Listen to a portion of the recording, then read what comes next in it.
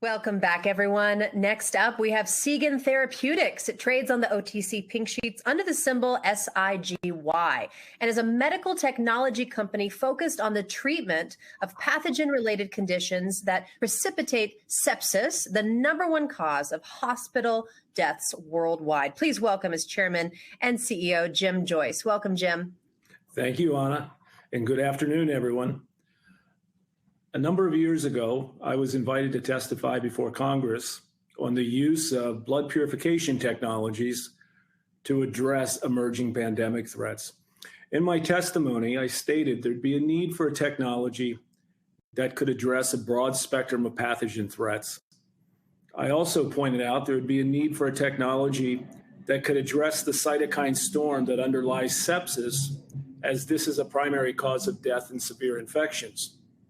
Today, I'm going to introduce you to a technology that performs both of those functions and has applications not only in addressing as a countermeasure against emerging pandemic threats, but in commercial market applications worldwide. Before I get started, I want to share my forward-looking statements. I'd like you to acknowledge you can also find these at our website, sigyntherapeutics.com, as well as at sec.gov.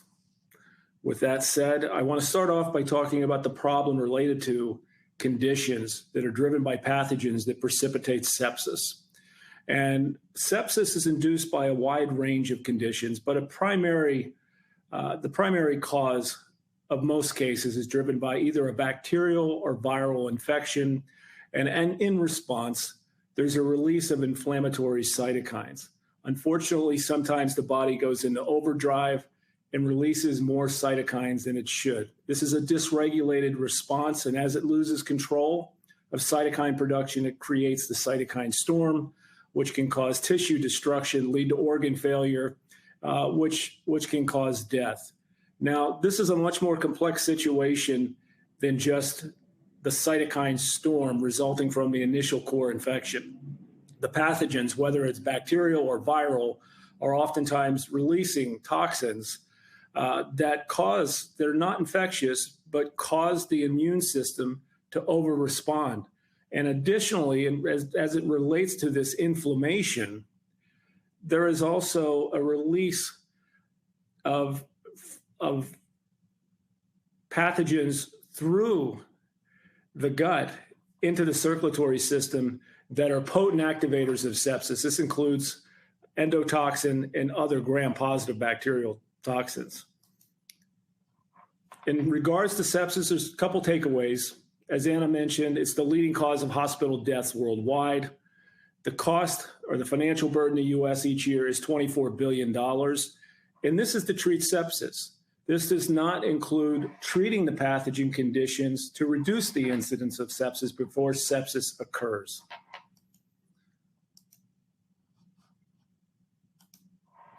So extracorporeal blood purification technologies, let me tell you a little bit about them.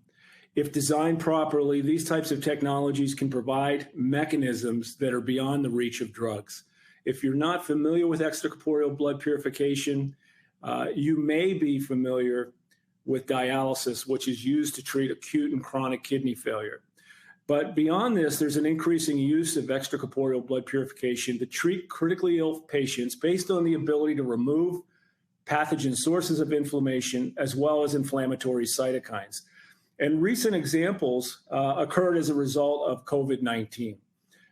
In COVID-19, the Secretary of Health and Human Services on March 24th, 2020, determined this to be a national emergency that allowed for the issuance of emergency use authorization for medical products. The first medical products to be issued emergency use authorization were not antiviral drugs.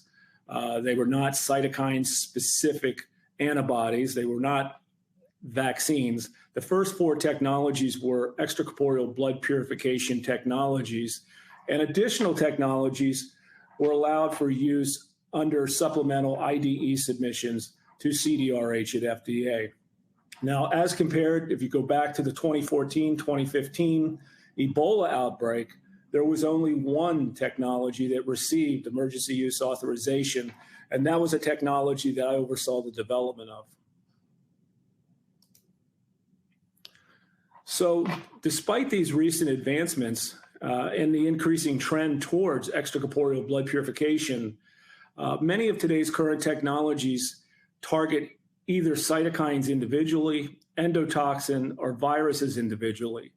And additionally, from a mechanistic standpoint, many of these technologies are not extracting these targets during treatment. They're actually concentrating them in the blood path where they can continue to activate or interact with blood cells, which we think is something that poses the potential for adverse events. In our vision, we envision a device that could extract the pathogen sources of life-threatening inflammation in concert with the broad-spectrum modulation of inflammatory mediators that fuel sepsis. So this is a dual mechanism of action, broad spectrum, not just against the pathogen threats, but also broad spectrum against inflammatory mediators. Now, when I say we, I want to talk about our leadership team. And each member of our team has relevant blood purification experience. And the blood purification marketplace is an industry that's emerging, but there's a very limited number of participants that have experience in successfully advancing blood purifications through FDA. And that is one of the things that really I should highlight about our team and our background is everybody has industry relevant experience. Myself, I was previously the founder and long-term CEO of Athlon Medical. This is a company I built from single shareholder startup to over 8,000 shareholders on NASDAQ. I oversaw the development of the Athlon Hemopurifier, which was the first therapy to receive 2 breakthrough device designations from the FDA and approved under emergency use authorization to treat Ebola in the 2015 outbreak. My co-founder, Craig Roberts, he's formerly a clinical perfusionist, has administered over 4,000 extracorporeal therapies. As you'll see, he's been with a number of organizations, including HemoLife, where he developed the Impact system, which is approved in 22 countries overseas and was used to treat sepsis and a wide range of other life-threatening inflammatory conditions. Eric Lynham. Eric is formerly the medical director of Pharmatech, which was recently acquired by Caris Life Sciences. Eric's background is related to overseeing clinical programs that we were conducting at DaVita Med Center Dialysis in Houston, Texas. Eric has experience with managing over 190 different clinical programs, and while at Pharmatech, created a network of over 1,500 principal investigators. And last, Charlene Owen. Charlene joined us from Athlon recently as our director of operations. She worked with me at Athlon as we advanced the Hemopurifier for more than 10 years. So we're drawing from our previous experience. And this is something that I think is critical for you to understand why we can take a small team, and advance a technology at the pace we're advancing it towards market. So on the left-hand side, you're going to see a picture of the Impact system that my co-founder Craig developed. And this is a story from Forbes magazine. In the illustration, you'll see that this system was able to remove inflammatory cytokines and other toxins, but that it required 3 cartridges and an extra set of pumps. First cartridge separated plasma into a second cartridge that incorporated a cocktail of adsorbent components.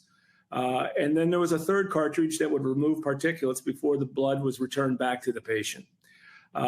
In this case, the technology worked extremely well. Again, market approved, but hard to implement because it required extra moving pieces. In the 2 images to the right of this, these are stories in Time magazine related to the Hemopurifier we developed at Athlon, which was designed to be a single-use cartridge, did not require the extra moving pieces, and could be deployed on the global infrastructure of dialysis and CRRT machines that are already located in hospitals and clinics worldwide. And I referenced earlier, this technology was the first technology to receive 2 breakthrough device designations. And as you can see in these articles, Time magazine named it one of the 11 most remarkable advances in health and one of the top 25 inventions. Now, our solution is called Sigyn Therapy. Much like the Hemopurifier, it's broadly deployable. It's a single-use disposable device. that can be deployed on dialysis and CRRT machines already located in hospitals and clinics worldwide. It's highly efficient. And when I say highly efficient, we designed it to effectively pass the entire circulatory system through the cartridge. And in this case, up to 17 passes of the circulatory system, the entire bloodstream during a single 4-hour treatment. We have immense capacity to capture our targets because we incorporate a cocktail of adsorbent components that have approximately 200 square meters of surface area for which we can absorb and bind our bloodstream targets. And put that in perspective, that's about 50 acres of therapeutic absorption in each device. And our device is an extraction mechanism. Unlike the devices that concentrate targets in the bloodstream, we extract the targets from bloodstream to discontinue any interactions with blood cells. The technology gives us the ability to address a wide range of unmet needs in global health. And these are unmet needs that are the cause for hospitalization that oftentimes transition to becoming sepsis. So again, we're focused on issues that require multiple mechanisms of action, but we're looking to reduce the incidence of sepsis as well as treating sepsis when it occurs. So the first area is drug-resistant pathogens. This is an area, first and foremost, you think about emerging pandemic threats, potential bioterror threats, but most people don't think about the reality that only a fraction of the 300 or so human viruses that are infectious to us are addressed with an approved drug therapy. Additionally, there's 3 or 4 new human viruses discovered each year, and the challenge of aligning a post-exposure antiviral treatment is immensely challenging. And I will share in COVID-19, because of the remarkable ability to produce vaccines at an unprecedented rate, there was only one antiviral drug agent approved in the marketplace under emergency use prior to the delivery of preventative vaccines. So when you're thinking about post-exposure therapies that treat people that are already infected, consider that blood purification technologies can be the first line of defense. And then the silent pandemic is antibiotic-resistant bacterial infections, which are increasing each year, and of which the World Health Organization projects could kill upwards of 8 to 10 million people each year by 2050 if there's not an advancement of new technologies. Next area is hepatic encephalopathy. This is an issue related to complications of liver cirrhosis.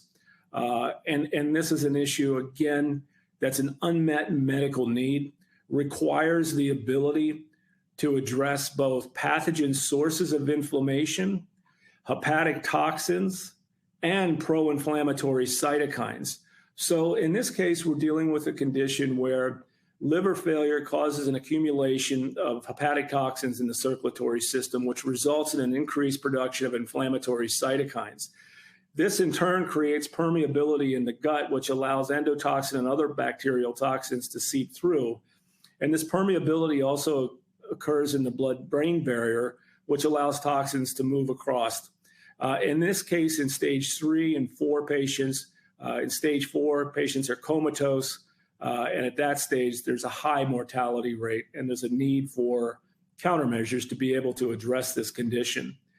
The next factor that I'm going to point out is community-acquired pneumonia. And community-acquired pneumonia is a leading cause of infectious disease death around the world. It's the leading cause of death in children under 5. And again, we're talking about pathogens that can precipitate, pathogen-related conditions that precipitate sepsis. In this case, community-acquired pneumonia is a catalyst for approximately 50% of all sepsis and septic shock cases. Again, the ability to address both the pathogen source of inflammation as well as the inflammatory factors.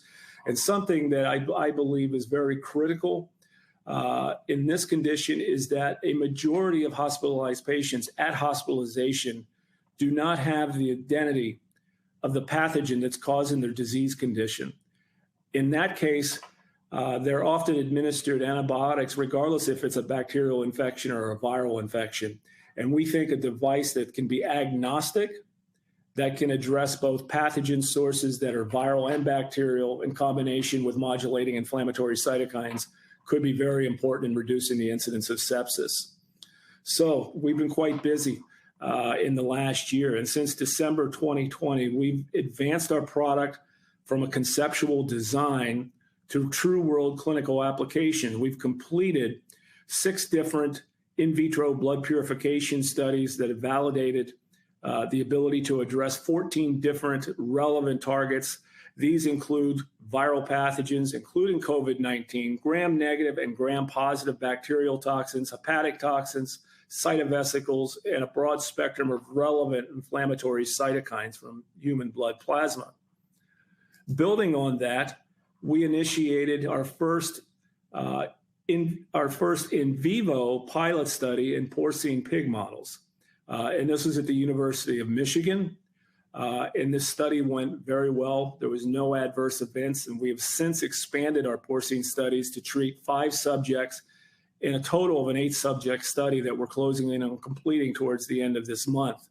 Primary objective of the study is to demonstrate that Sigyn is safe and well tolerated during 6-hour treatments. But if you look at the image on this slide, this is something we're really quite proud of because, again, this was something that was a conceptual design not too long ago, and here's real-world application. We talk about the device being able to be deployed on the global infrastructure of dialysis machines. In the bottom right-hand corner, you see the device being utilized on a Fresenius dialysis machine. If you're not familiar with Fresenius, they're the global leader in the dialysis industry. So moving forward, our regulatory pathway is through CDRH, which is the medical device division of FDA. These are review teams that we've worked with previously, both on regulatory advancement as well as I worked with some of these reviewers in a DARPA DoD program to treat sepsis in wounded warfighters. It was a 5-year program. But we're going to take the data from our in vitro and in vivo animal studies and incorporate it into the investigational device exemption that we're currently preparing. And we'll submit this to the FDA to initiate human studies in the coming year. That's our objective. And from there, we plan to build off of this study. The initial study is what's known as a feasibility study, which is to demonstrate safety in humans. And from there, we'll bridge into pivotal studies for large disease indications that are unmet needs. And our strategy is that of a modular study where we conduct a feasibility study that then allows us to bridge into the pivotal efficacy studies that's required for market clearance. So one other thing I want to point out, and if you're an investor, this is something that you want to know, is there a clear market comparable? In our case, there is. It's a company called Cytosorbents, whose lead product is called Cytosorb. This is a company, again, I'm using this as a market comparable. This is a company that I've known management of for a number of years. We respect this company. The Cytosorb device really is the device that pioneered cytokine absorption as a therapeutic over the last decade. Their product is a single adsorbent device, whereas our components, we have a cocktail of adsorbent components optimized to remove our targets.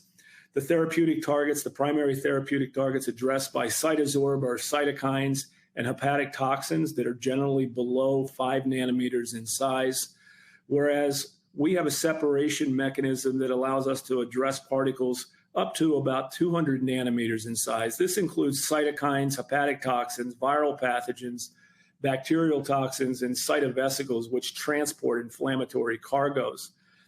In terms of adsorption area, again, we have a substantial advantage based on the amount of adsorbents that we can build into our cartridge. Again, 200,000 square meters, which equates to about 50 acres of adsorption in each device. And again, I bring this up only as a comparison. We have tremendous respect for the Cytosorb team. They've run an organization that's been public for a number of years.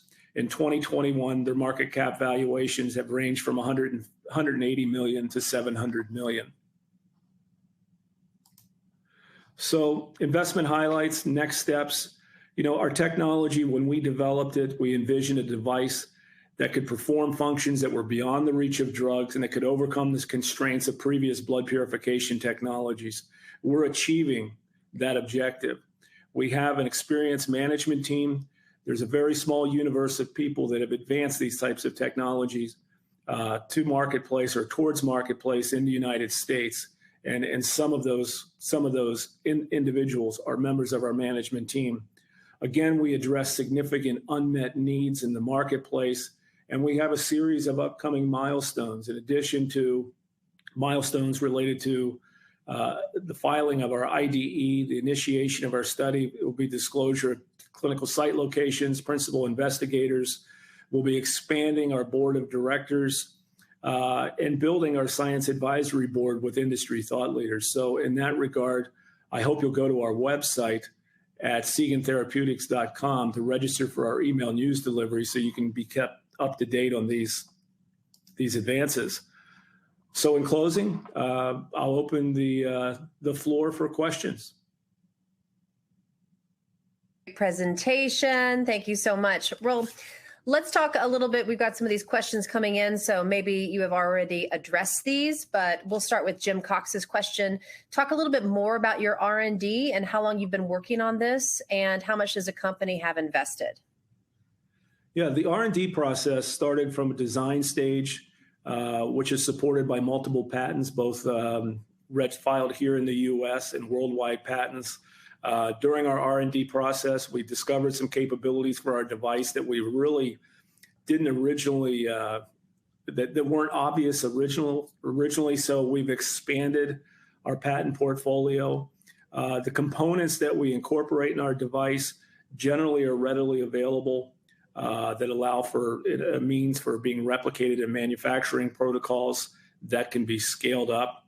Our R&D, as I mentioned, we're now transitioning from the in vitro blood purification validation process.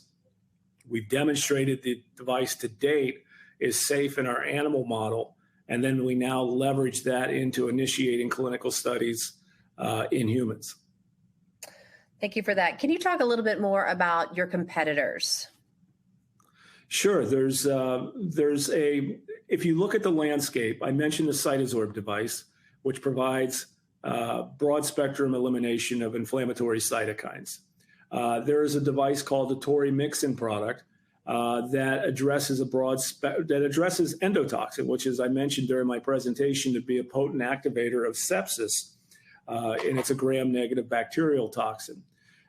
Those two companies were the original impetus for designing Sigyn Therapy, because we were convinced we could address or develop a product that could address both of those targets simultaneously. And then we've built off of that.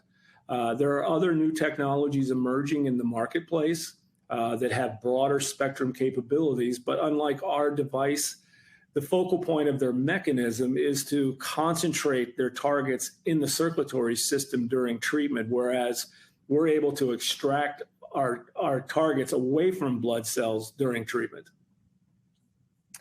And let's talk about your device. How does your device avoid or possibly prevent the next pandemic? And when does the FDA approval process begin? Yeah, so in regards to pandemic threats, this is something that I've been active in addressing for a number of years, even prior to Sigyn Therapeutics. There's always going to be a need for a broad spectrum countermeasure against these emerging threats. And as we're seeing with COVID-19, it's just not the species of virus, it's the emergent strains of different viruses that can occur. So, when there's an outbreak, that's the starting point for the development of antiviral drugs, whereas a properly designed device can be developed to address a broad spectrum of candidates, whether they are known or emerging unknown threats, that's available as a first-line therapy. And in our case, not just the ability to modulate down the pathogen itself, but also to be able to address the over-response of the inflammatory response that becomes life-threatening from the immune system. And talk a little bit more about some joint ventures with any majors out there. At this point in time, we're transitioning from preclinical into clinical studies. We have had some initial discussions, but with companies related to larger scale manufacturing, but we don't really foresee establishing partnerships or pursuing partnerships until we've completed our first clinical study, our feasibility study. That'll be a 10 to 15 subject study. And then once we demonstrate the device is safe and well tolerated in humans, then that's something we'll consider. We have some questions regarding your cash flow. Talk a little bit about your current capital structure and what approvals do you need to get cash flow positive? And are there any major hurdles in your way? Yeah, so for the next couple of years, we are a clinical progression model, and we will drive value. And this is something we've done before where we can drive significant value by clinical execution. In our case, the unique possibility of being able to demonstrate safety in human studies with the result allowing us to bridge into multiple disease indications that are significant unmet needs. And with a medical device, there's a feasibility study, which is the equivalent of a phase 1 safety study for drugs. But once you demonstrate safety, you can then pivot into efficacy studies. These are pivotal studies into larger market conditions for product approval, demonstrating efficacy in a controlled model. But it's very unique to be in a circumstance where you can demonstrate safety and then bridge into multiple indications. And again, our safety study, historically based on other devices that are similar to ours, will typically be a 10 to 15 subject study. So these are studies that are not extremely expensive, but it's important that you run a protocol that effectively enrolls patients based on inclusion and exclusion criteria. And can you talk about if there are other products that you're going to take market share from, and how do you plan to gain that market share? No, we don't intend to take market share from any of our colleagues in the industry. We think extracorporeal blood purification technologies, as I mentioned, can address conditions that are beyond the reach of drugs. Sepsis alone is not addressed with a drug therapy. There's been more than 100 different clinical studies related to the advancement of sepsis drugs, and there's not currently a drug in the marketplace. There's plenty of room in this marketplace. We're very appreciative of the advancements, from our colleagues in industry. This is, again, an industry where there's not a lot of players that have been successful in advancing devices. So, we kind of applaud the advances of our colleagues, but we also recognize, that we're trying to execute on a strategy that demonstrates that we overcome the limitations of previous devices. Do you have any closing remarks, Jim? No, I appreciate everyone's participation. We've been very busy in the last year validating our technology. We're very happy with the outcomes of all of our studies. They really set the stage for an investigational device exemption submission to FDA to initiate studies in the US here in 2022.